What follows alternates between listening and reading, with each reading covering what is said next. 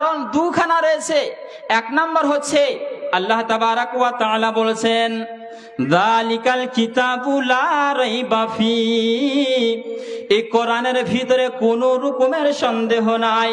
তাহলে ওয়াসিম রিজভী কোরআনটা তিলাওয়াত করেছে, এবার কোরআন পড়ার সাথে সাথে সে লোকটার ভিতরে সন্দেহ রয়েছে, সে লোকটা সন্দেহ করেছে যে কোরআনের ভিতরে ভুল ঢুকে আছে।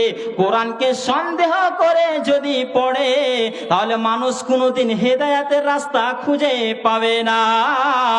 এই জন্য এই লোকটা হেদায়েত নয়, বরং সে লোকটা নষ্ট হয়ে গিয়েছে, পথভ্রষ্ট হয়ে গিয়েছে, জাহান্নামের দিকে চলে গিয়েছে।